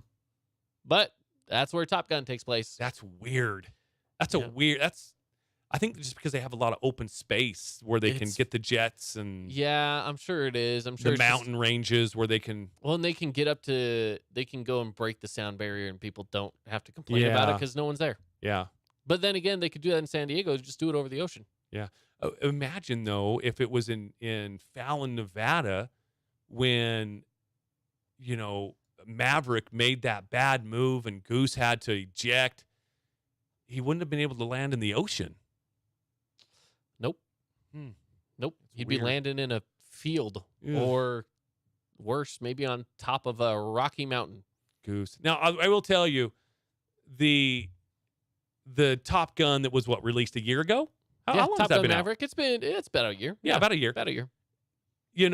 There's not many sequels, especially with that much time between sequels Yeah. that are good. That was one that was. Because what I mean, was that that? was good. That's a 26-year gap or something like that. I think they. Top Gun, I believe, came out Was in it- 86. Oh, so it was like a 30-year gap. I think it was. Man, that's a long gap. 30. I don't want to do math. It's a long gap. Yeah. It's that's it. And again, you don't think it kind of holds up, but the story, everything, It holds up. was I watched fantastic. it. I watched the original Top Gun before Top Gun Maverick, just because if I had seen the original Top Gun, I didn't remember any of it. Yeah. And I love So- the fact that, at the very beginning of the original Top Gun, Goose and Maverick are talking about the Admiral's daughter, Yeah, and then she's the she's female the main, part She's the main lady in the Maverick. new new one too. And it's just a little blurb in the original. That's all they say. Yeah, And they were able to write that into the new one, which I thought was fantastic. Yeah, they just did so funny. they did a few things like that Yeah. where they took stuff from the first one to make it feel connected enough. Val Kilmer's character obviously yes, being in there yeah. was really big. Obviously, you have Rooster, the son of Goose. Now, the only thing I that's- don't like about Rooster is that mustache. Come on, that mustache No, was no. sweet. No mustaches. Mustaches need to go. Nobody should ever wear and grow a mustache unless A bet. you're a highway patrolman Oh, well. or you lose a bet. You lose a bet or you're a highway patrolman. That's only 2 times. Let's talk about the NBA, shall we? Yo, We have the play-in dude. tournament underway yesterday. Lakers with the big win last night. We'll talk about that. All right. First things first, the Hawks get the win, which that was surprising. They had I want to say like a 26-point lead over Miami. They were able to hold out and move on. I won't dwell on that game much. Just a little surprised that they move on. So Miami now waits until the outcome of the game tonight. Mm-hmm. So we'll see how that one plays out. let me pull up the schedule just so I can get my timings correct on what these games are. So we have Bulls Raptors, which is already underway. Yeah, underway. I thought that was starting later. Yeah, Toronto's up but it started 15 to at 14 5, right now I'm sure. over Chicago. 15-14. Again, really early, but yes. Yep. So whoever wins that game, they'll have to go and take on the Heat, and then the winner of that game gets the final spot for the playoffs. They'll have to play the Bucks. Yeah. And then you have the Thunder Pelicans going on tonight. Winner of that will play the Timberwolves, and we'll go from there. So let's talk about the Lakers Timberwolves for a second. Yeah. Timberwolves played a really good game until the last 6 minutes of the fourth quarter. Karl Anthony Towns, again. Foul trouble, though. Yeah, Man. 24 points. Mike Conley put up 23. It was a valiant effort, but it's not enough No. to go up against. LeBron James is 30. Anthony Davis is 24. Dennis Schroeder's 21. I'm telling you, the Lakers are making a run, if not to the finals, at least to the Western Conference Finals. You mark my word. I was looking at the roster for Memphis. Okay, Ja Morant. Okay, yeah, he's good. He is. Desmond Bane. Come on. 21 and a half points a game. That's okay. That's legit. But then there's a drop-off. Jaren Jackson, Dylan Brooks. None of those names put fear in the eyes of LeBron James and Anthony Davis, Austin Reeves, D'Angelo Russell, Dennis Schroeder. It just goes on and on. Well, on and on with like Rui Hachimura. But anyway. Speaking of someone that goes on and on, Lakers. I'm about at that point I should just mute your microphone. Yeah, you should. Oh, my I'm sure some goodness. of our listeners are thinking the same thing. Oh, my goodness. They barely beat the Timberwolves, Doesn't who matter. didn't have Doesn't matter. McDaniels or Gobert. Doesn't And they also had Karl Anthony Towns. Gobert doesn't even block shots anymore. They had Karl Anthony Towns with 4 fouls for the majority, of the Hey, that's really part from of the the third game. quarter on. He had 4 fouls. That's part of the game. But he didn't play the same way he played in the first half, just because, again, with 4 fouls. And the second he checks in, he picks up a 5th foul and has to go sit on the bench again. Well, I be will say smarter. this. The Lakers didn't win that game. Oh, stop. The Timberwolves lost Oh, that game. stop it. They played horrible. They didn't score a Because field goal. the Lakers now play defense, dude. Hear me out. The Lakers threw the ball away so many times. So That's if not they were playing, defense. if they were playing a little bit of defense, they were not playing offense. That's Here's not the thing. defense. If you're going into overtime and it's tied at 95 apiece, or 98, I guess it was 98, you're not playing good offense on either side. I'm not giving Timberwolves credit because here's the thing. They didn't score a field goal from midway through the fourth quarter until midway through overtime. The only reason they got to overtime was because Mike Conley got fouled shooting a 3, so he ties it up with the free throws, and they sent it to overtime. The Timberwolves lost that game, and the Lakers held on to win that game. The Lakers didn't win that. And then you watch that and you think, that team's going to go win a Western Conference Finals? That Jazz team's even going fans. to make it to the Western Conference Finals? Jazz fans, you guys don't even have any idea of what an NBA championship team looks like. Laker fans, you guys just living in the heyday of Magic Johnson Yes. and Kareem. Yes. Without looking at a roster, I bet you couldn't tell me more than 3 players on the team. I probably couldn't. That's You're right. exactly what I thought. That's Magic. exactly. Byron Scott, Michael Cooper, Kareem Abdul-Jabbar, I'm talking James current players. Worthy, Michael Thompson. I can name all those ones. Yeah. That was a great. Those were the best. Those were the best times. Yeah. See, and that's the problem is Laker fans are always just living in the past. Hey, we got at least we have a past to look back on. Yeah. Championship banners hanging in Staples Center. Is it still called Staples Center? No. What's it called now? Crypto.com Arena. Oh, that's stupid. It is stupid. I will give you that. That is stupid. Although Staples, that doesn't surprise me. Are those stores even open? We have one in here in town. I don't. That's open? Yeah. You can actually walk in and buy some paper. Yeah. Yep. News to me. Right next to Big 5 Sporting Goods. I thought, is that one still open? I thought they'd closed them all. Yeah, I'm pretty sure that one's still open. Because there used to be the one which is now Summit. Yeah, which is some. Right. Yeah, there's still the one. Okay. There might be more. I know of that one. Who goes in and buys paper anymore or pens? Who does that? People? Or Post-it notes. I don't know. They sell other things. I know, printers and that kind of stuff, but It's your office supply store.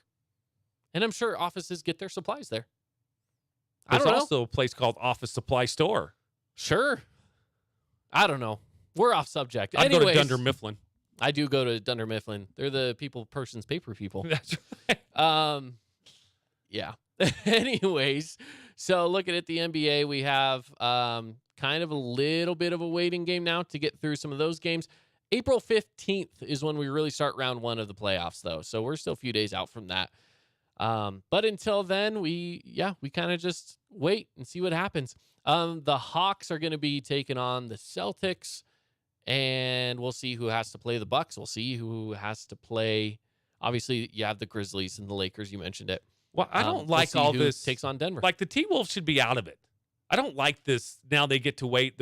They have to play. Really, the Timberwolves should have been in it the whole time. No, I'm it's just the saying. Thunder and the Pelicans should have been out of it as the 9 and 10 teams. Yeah. Just let I it mean- be done.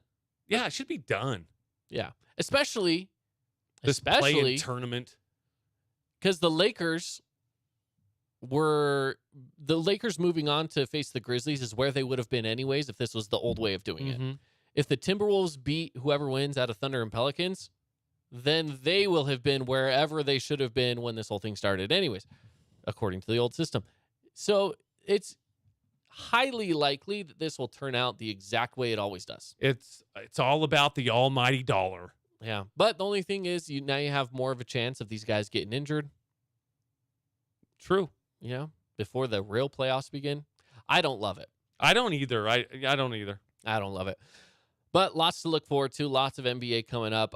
Real quick, too, while we're on the winter sports wagon, the Stanley Cup playoffs for the NHL, if it were to start today, now there are a few games left. Here's what those matchups look like.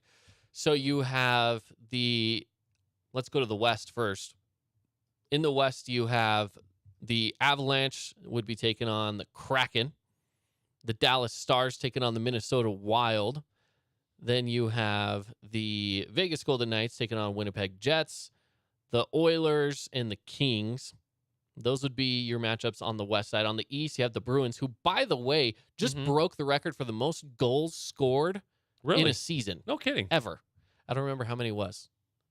I could look it up, but I don't remember. Anyways, they would be taking on the New York Islanders. And then you have Toronto taking on Tampa Bay Lightning. Carolina Hurricanes taking on the Florida Panthers.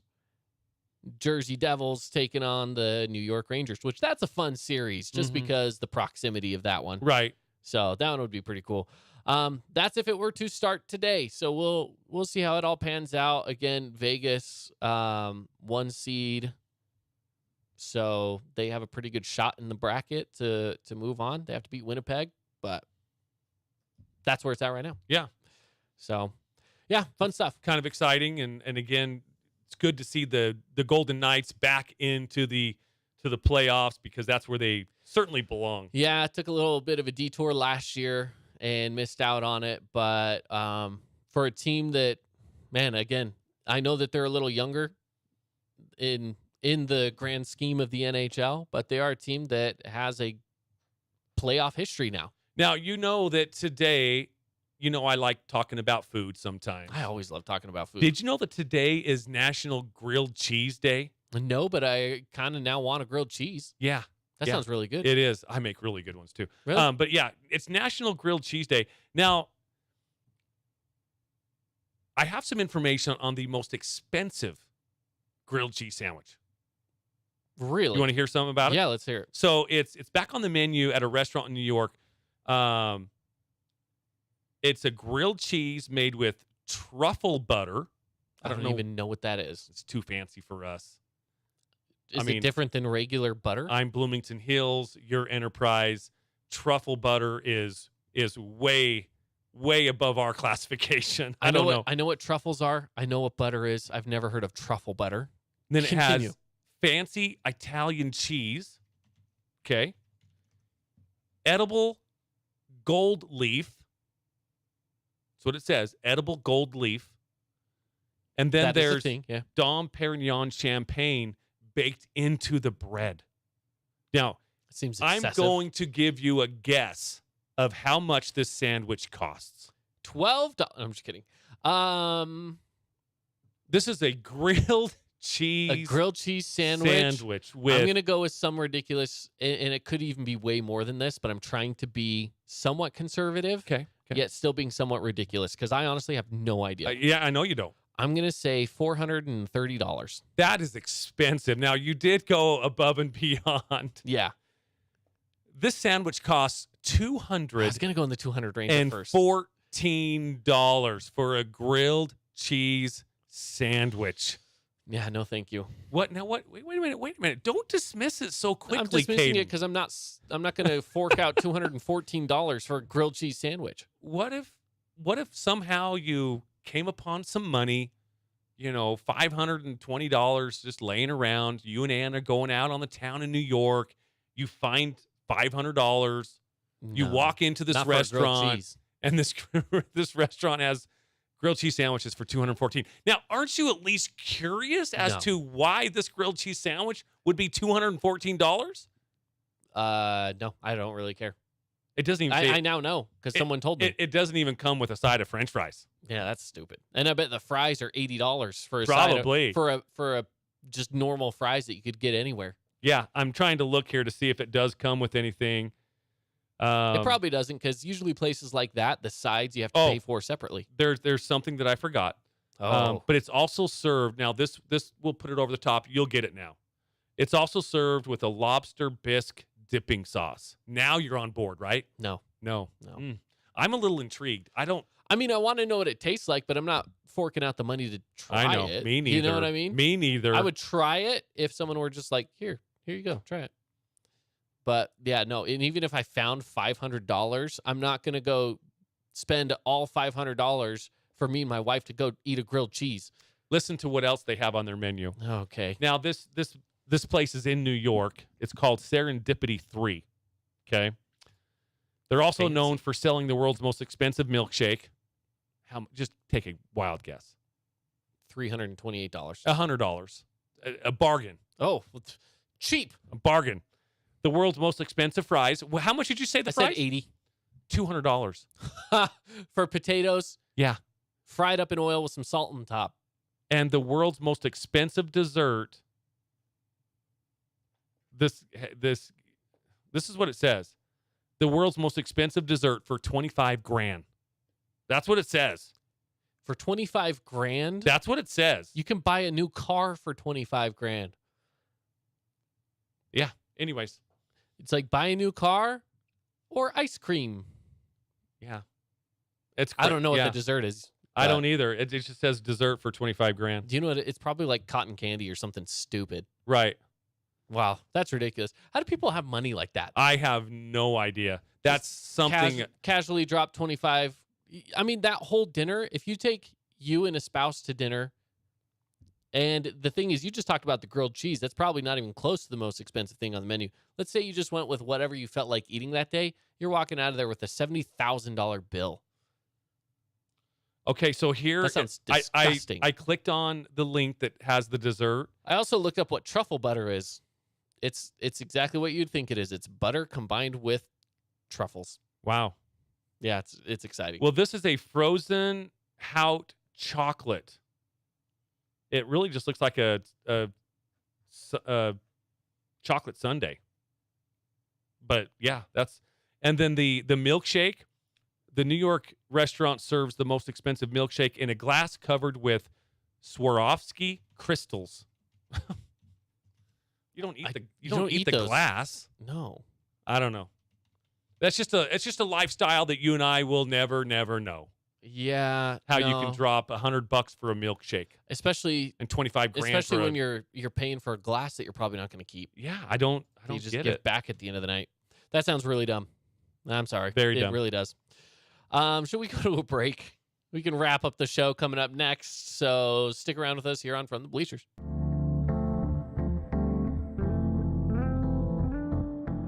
Did you know that St. George News has a new app? Download the St. George News app today and stay up to date on everything happening in Southern Utah. Get instant notifications on news, weather, sports, and more. Download the app today and get your local news now. Hey, it's Sheldon Demke. Check out the latest episode of What's on the Menu, a behind-the-scenes tour of local restaurants. We'll see some of their favorite dishes and get an inside look on how these dishes are prepared. Check out this week's episode at stgeorgenews.com and click the shows on the menu tab. As a local business owner, it's important to get the word out about your business. More people equals more revenue for you. Get your business in front of over 160,000 people in southern Utah each week with St. George News. Contact St. George News today. Media is everywhere. It's a part of our daily life, our routine. Not just for entertainment, but to stay informed. Local media has the biggest impact on your daily life. It's what's around you, what matters. And at Canyon Media, our goal is to deliver the very best in local entertainment, news, and media. From our award-winning radio stations like 99.9 Coney Country to Southern Utah's #1 source for local news, St. George News, we believe in delivering free, fast, and accurate local news, entertainment, and information to all of Southern Utah through our entertaining on-air personalities and music, compelling local shows, and community events like the City of St. George 4th of July celebration and charitable events like Coney Coins for Kids. From our entire team of dedicated designers, videographers, salespeople, digital marketers, writers, and on-air talent, thank you for letting us be a part of your daily life. Canyon Media, here for you.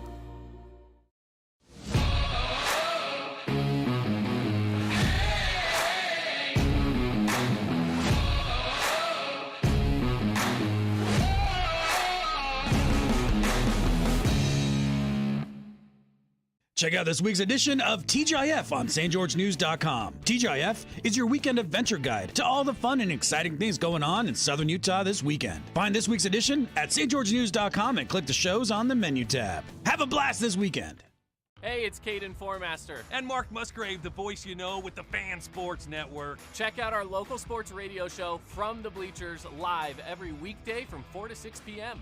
Listen to us on the radio on 99.5 or 95.3 FM. You can also listen through the Fan Sports Network app or watch the show live on the Fan Sports Network YouTube page. The Fan Sports Network is your home of Utah Tech Trailblazers, high school sports, and the pros. The Fan Sports Network, Southern Utah's home for local sports.